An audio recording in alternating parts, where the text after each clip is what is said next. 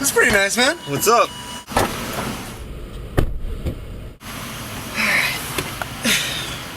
How you been? Pretty good. How you doing, man? Is that fucking snow?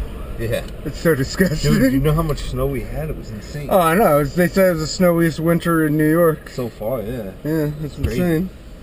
Hi, everybody! So, I left a bunch of those in the movie. A bunch of my own totallys off camera. I'm like the off-camera character. Totally. I even put you making fun of me saying that. Wow, man, I thought our fucking roads in LA were fucked up and outdated. This is all new here. I haven't seen them. This is fucked up. This is new, eh? Yeah, they're doing all this now. Totally. What's up? You like my hat line, motherfucker? Yo, how was the flight anyway? Long. I mean, because I had to change. In Denver, right? Yeah. So I had to get up way too early. And like the fucking Vegas airport, I thought like early Tuesday morning I'd just like get on the plane. Yeah. It's a fucking zoo. And when do you fly back? Saturday. Oh, that sucks. This Saturday? Yeah. That fucking blows. 5 days. First to the Yeah, fifth. I know, but it's like Saturday. Totally. Saturday night. I know, but the thing was like it was cheap to fly Saturday night, and then the next cheap flight was like the next Tuesday. So I was you're flying like, out of LaGuardia at what time? Like about the same time I just got here, about 4. You fly out around 4? Yeah. Oh, alright. Totally. Trevor, you don't know Trevor from fucking Black Dahlia? I mean, I don't know fucking Black Dahlia. I mean, I know that they're big, but yeah, I didn't know what that dude's name was or that. Isn't there some other footage? Because it looks, what I saw that you put in there, I thought there was some funny shit, that he did, because he was drunk. Yeah, there's a little bit of him bleeding. Well, I didn't see that. Yeah, I thought I gave you some footage of that. That's outside. It's by a trailer, right? Yeah. Yeah, that night. He's bleeding, and he fucking said that he was bleeding from a pit. I don't have that. Really? Yeah, I don't think so. I mean, I could look, but it might have gotten lost in with some other shit. I'll look in my hard drives and see, and if I find it. Yeah, I just have like you're talking to him, and then Hobbs comes out smoking weed, and then the security comes out and like shines a light on Hobbs, and he like runs off. You know. I think I talked to 2 of the Black Dahlia dudes. That'd be cool. That night. Cannibal guys are all in there. A little bit of Obituary. Oh yeah, that was all when they were all in the same spot, right? Yeah. Or like Derek was like running around talking to him and shit with like a cell phone or something. That was my little digital camera that I had at the time. And then I got Jack Owen when I was out here at that D-side show. So what we're gonna do is we're gonna get a fucking 12-pack and we're gonna roll up on fucking Cerrito at his house. Well, we better get more than a 12-pack. We better get a case. Yeah, that's what I mean. But we're gonna roll up on him. Walking up to the doors and everything, knocking. He knows him in town. I left him 2 tweaker messages a couple days ago. Did you? Yeah. We'll find out.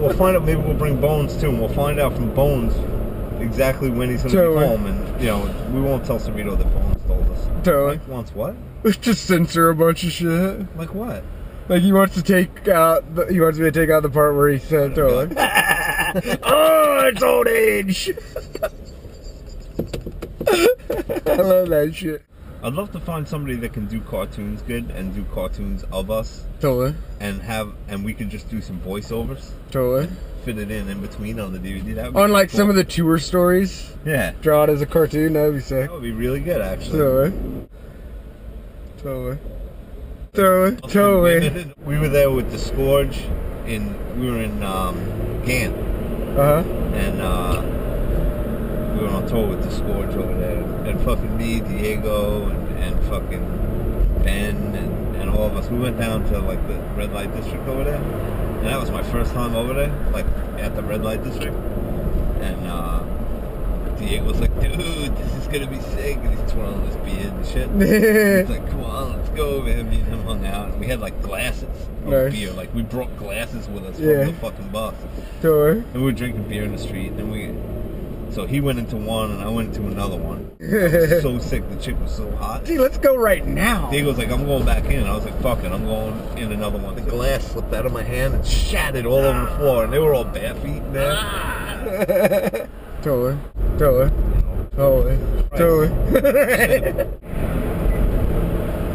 Now that there's no ice on the ground, I wish I could talk Smith and let me ride his dirt bike, but I'd crash it. Yeah. I'm a shitty dirt bike rider, man. Totally. Yeah, totally. Totally. Yeah, for sure. Yeah, dude, I'm telling you, man, for the next music video, got cut a hole in a fucking import and stick that thing behind where your pickups are. I mounted it on the headstock. Yeah, that's what you said. It looked pretty cool. Do them both, you know, just have a couple trick guitars for a music video. Yeah. And then make your strings all loose like Dimebag Darrell so it looks all looks all crunchy. I shot the whole movie pretty much at 30 because it's intercutting with all the 60i home videos, you know. I like 30. 24 if it's its own thing, but yeah, if it can do like 720 60p, then that'll be like nice slow motion and fucking. Hello kids at home. What's up? How's it going? Jon Bickford. We're Director. We're going to JFK, coming back to other side of the country now. Ended up doing something important for the DVD last night for you guys. So, you know, if you see this interview down the road and you wonder why the Suffocation video has taken as long as it has, is you know, it's I believe March 6th, 2011, and last night was the first time that we were finally able to get Mr. Doug Cerrito and Mr. Chris Richards on film. It was very cool. You know, they definitely had their hesitations about doing it. We did not want to let the people know they weren't in it because I refused to accept they weren't going to be in it. I said all along, I've been saying for years, I'm like, it's not done until I got those motherfuckers. So, you know, I called those guys up and ended up working out. And once they finally committed to it, for the record, they couldn't have been more accommodating. Chris couldn't do it the day that I was leaving. So he was actually so gracious as to buy me a different flight. So I ended up staying, hence the dress shirt, bringing kids at home. Never know what's going to happen. Always bring an extra pair of underwear, an extra pair of socks, and a dress shirt in your bag. If shit happens, you don't know. You might get arrested. You're better off looking like this as the judge and a scumbag. How do you feel about that guy, Moshe? I agree. I concur. As Frank Mullen would say, I concur. For the record, just let it explain where the movie is and why it's coming this summer, not tomorrow. So, John, what took so long to get Doug Cerrito and Chris Richards? Well, you know, they had their hesitations. I think they felt like... I think there was some bad blood with just a couple people, but enough that it made a slightly awkward situation, you know. And but they loved the shit out of the music they did. They loved the shit out of their fans. You know, I ran into them a couple years ago during the Blood Oath recording sessions, almost exactly 2 years ago. And we talked for hours and hours and hours about Deicide. And Chris said then, and still says now, you know, despite the great business success that both of them have had privately, that was the best time of his life, and he still says so. How'd this whole thing come about with you, working with Suffolk? It was a really long process, man. Basically, I was always a Suffolk fan way back in the mid '90s, early '90s, seeing him and stuff. And I mean, I'd always talk to him at the shows and all that. But back then, I had a band in California at the same time that Derek Boyer had his band Deprecated started, and we were friends back then and didn't see each other for years and years and years. Fast forward, Suffocation was back together, and I go to a show and there's Derek playing bass. You know, and I was like, oh, I didn't even know until I got to the show, you know. And we started talking then, and it was like, well, hey, you know, for the last several years now, I went off to film school after the last time I saw you. I've been working on independent films and stuff. Why don't I come out and bring some professional camera gear and shoot you guys for a night? Because they were talking about doing a DVD. This was in 2005. We were talking about doing a DVD. Yeah. March 2011. Fuck. Put it that way. Movies are a bitch. Back then it was going to be a DVD. Yeah. Back then it was a DVD. And I don't really I don't mean to come off like a prick, but I don't really like to do like a DVD. I like to do movies, you know. I was like more than happy to come out to a show at the Key Club out in Los Angeles and shoot for a night and provide the footage to the guys. So, you know, I did it. It was cool. Around that time is when Derek introduced me to Guy Marche here. And as it turned out, you know, there's three things Guy loves. He loves his music, he loves his fishing, and he loves his cameras. Yeah. And so, you know, we had it off right away. You know, we all just became friends over the years, and they would come out to California, you know, twice a year back then. And every time they'd be there, I'd meet up with them. It was like shooting one show and just thinking it would be cool to have my name in the thank yous on the video that they were going to put out. It was like, that's bitchin'. That's one of my favorite bands ever, and I'll get to have my name in the credits, and that'll be cool. But then, next thing you know, I've shot like 4 shows. So, shot more than that. Oh yeah, I'm saying like that's just early, Basically, after that, it was like I was out here in New York for some other matters, and I ended up extending my trip for, 5 days or whatever, staying with Guy Marche here, and, shot some stuff that you'll see in the movie of them in Mike Smith's basement rehearsing the songs for the self-titled album. It had just been released. They were about to go out with Fear Factory. And, that was the first time we really started talking, because for 2 years before that or whatever, it was always like, so when are you going to make us a DVD? And I'm like, fuck you. Not that I don't have, anything but tremendous respect for Suffocation, but it was like, well, we don't really have the budget to do it right, I don't feel like. We don't really have the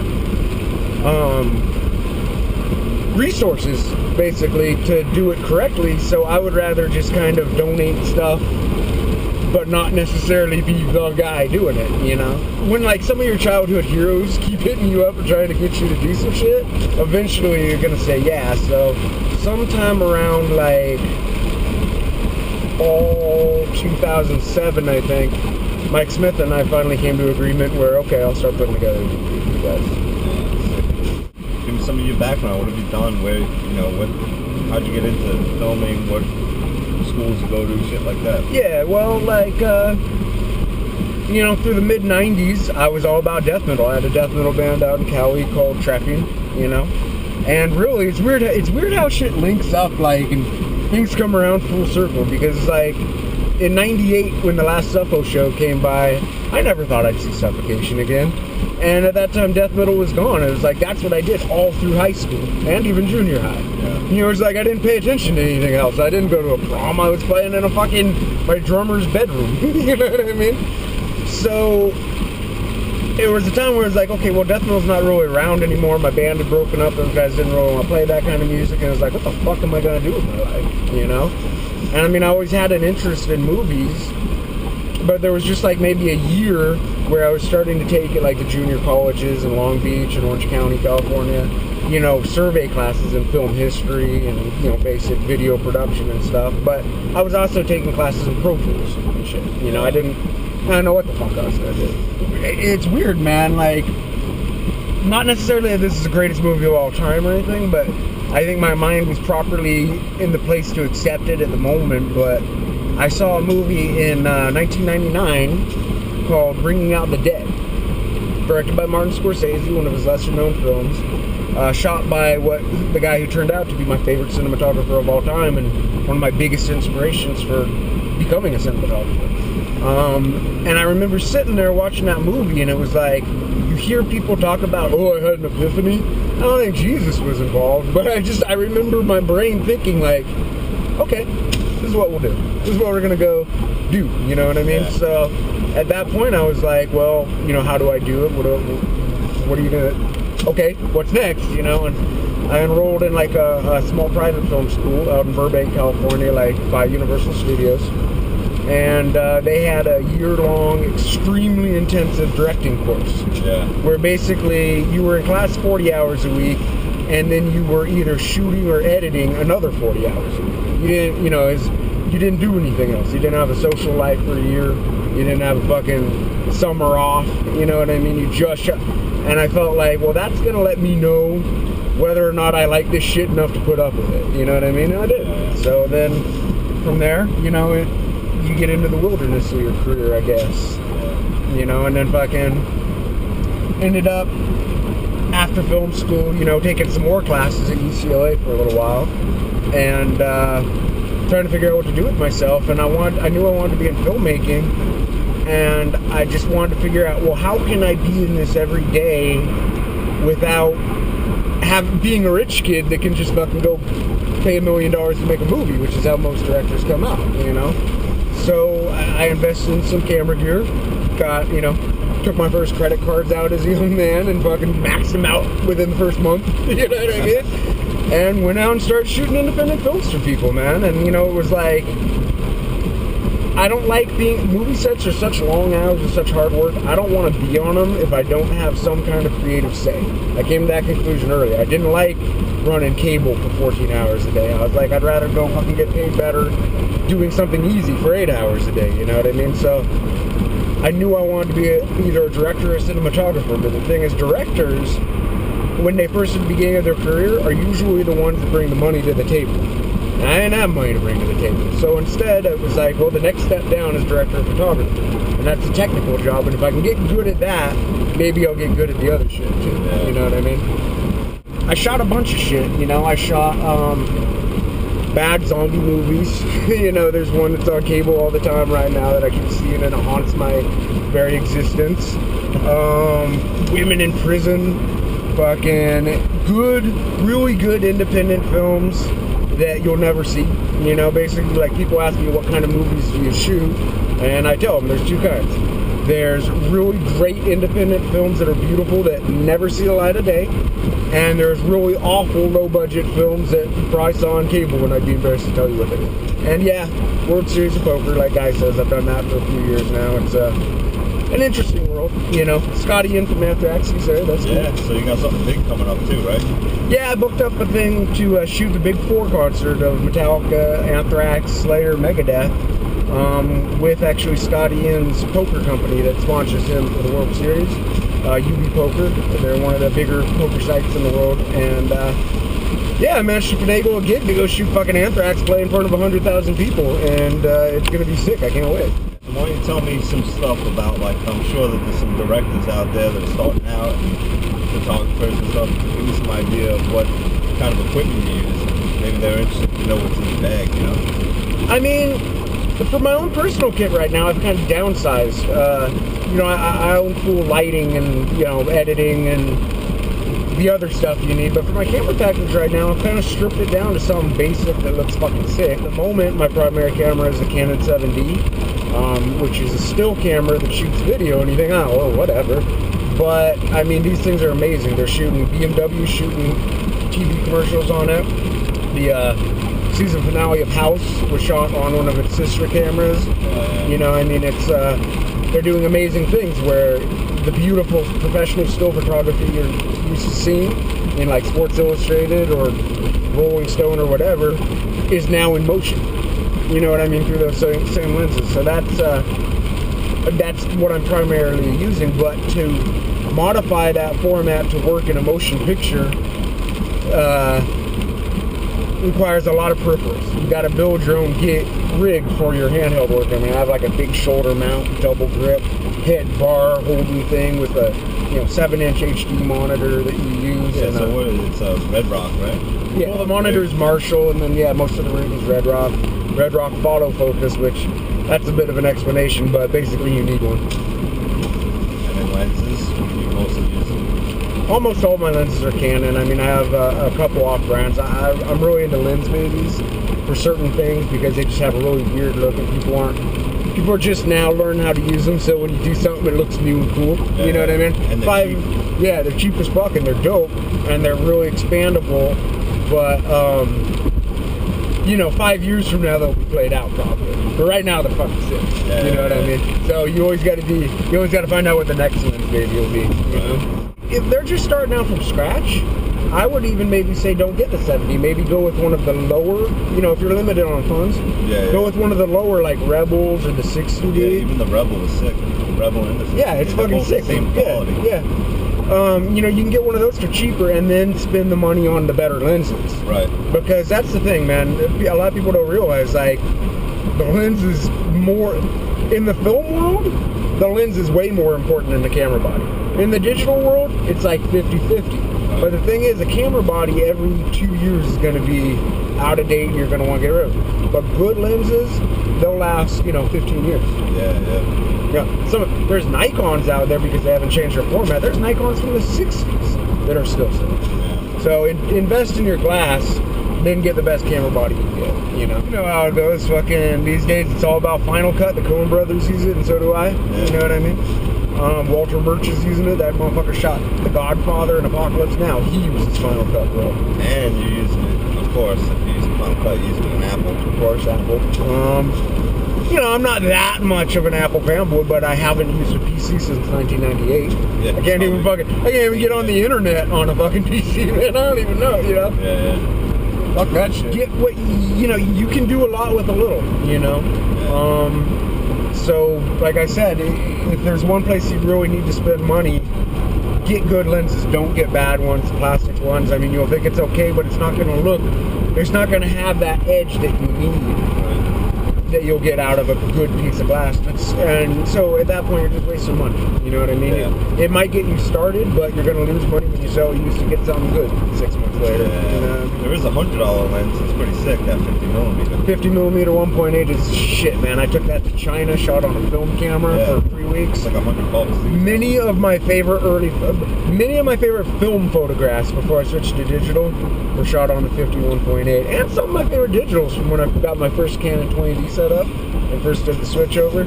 51.8, that's a must-have for low budget. I roll with the 1.4, it's pretty cool, and then I'll rent the 1.2, which is sick. You need fast. You want a lens that's like a f-stop at 2.8 or faster, if you can do it.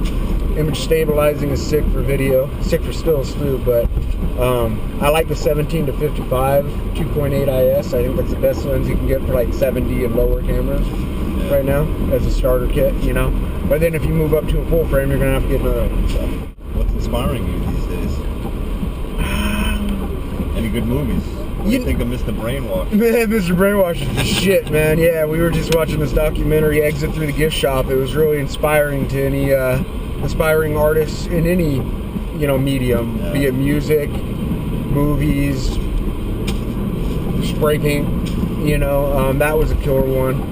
Black Swan was fantastic. I'm a really big fan of the director, Darren Aronofsky, and also his cinematographer. Always got to shout out cinematographers because they're the ones that make the movie look the way it looks. Matthew Libatic, he came up, he did Requiem for a Dream back in the day with the same director, but now he shoots Iron Man. But he comes back and shoots Black Swan in 16mm film, and the exteriors on the trains on that shit, wait for it, Canon 7D.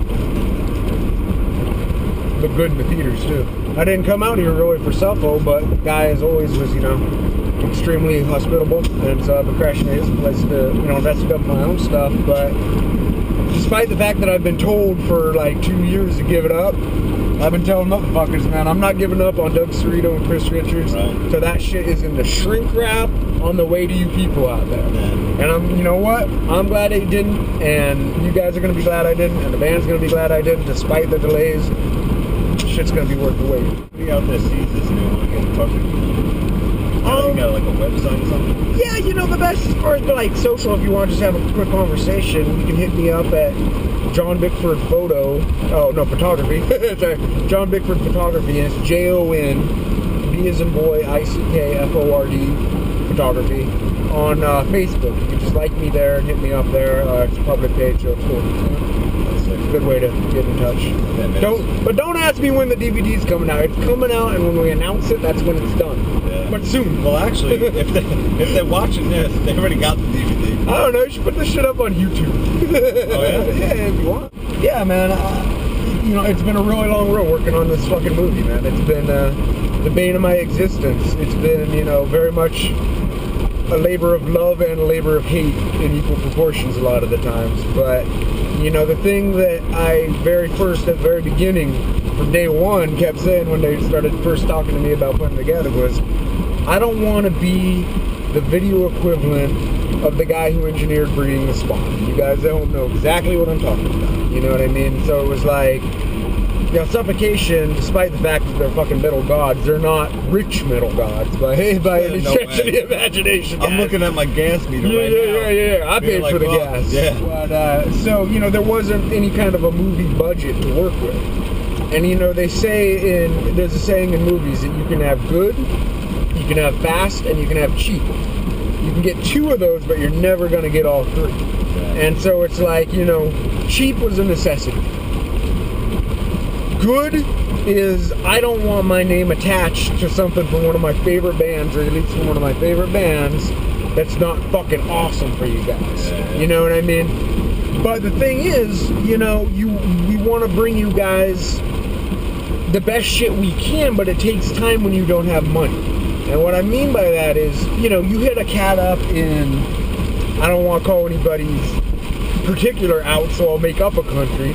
You call up a guy in Estonia, and you say, hey man, that fucking festival was sick as fuck. We would love to represent you guys and put it in the Suffocation DVD. Now when you talk to that person, they're gonna love that idea. Oh yes, of course. Oh, I love you guys. I love you guys. I love you guys. But when, you know, people are busy in their own lives. Yeah. And when you're trying to run a business all day on your own out in Estonia or wherever the fuck you are, and you gotta fucking go and dub 5 hours of tapes because it's an hour set from 5 things, and there were 100 other bands, and you gotta dig it out and separate it out and shit. And there's no money involved. It's a favor. And man, I think you cats at home could probably relate to the fact that favors take a hell of a lot more time than business does. You know what I mean? And like, this movie's been made entirely, completely out of favors. I got paid a real small amount that I then spent myself in the hard drives and in the fucking tape stock and everything else. So I mean, I didn't really get paid. And nobody else did on it. So I mean, you know, when I was teaching at the film school, there's 2 things you tell people. You can't make a movie without some money, and you can't make a movie by yourself. The man should do both. You know, but that's not to say I'm by myself. Guy has shot endless amounts of footage from the road that's invaluable. You're going to see it all through the second half. Literally of the movie. from the road. That's what from the road, yeah. He's shooting it right now, man. Fucking got it helmet cam up there and shit. Oh yeah, it's the GoPro. Yeah, we should mount that to my head and make the most boring video possible of me staring at Final Cut Pro. And that'll be the making of. I hate flying, man. Fucking as I'm flying out to come out here, the pilot comes on. He says, pay very close attention to the flight attendant safety briefing because this information will be useful to you at some point in your life. And I'm like, motherfucker, I got 4 takeoffs and landings this week, and you're telling me that at some point I'm going to be in a plane crash, and now it starts fucking raining, and it's cold, so it might freeze the rain or some fucking wicked shit like that. Out of JFK, my least favorite airport in the world, but thank you, Chris Richards, for getting me a flight. It was going to be a little LaGuardia, a little easier, but hey. People at home, you know, I live in Las Vegas, and people go, how can you bear that heat?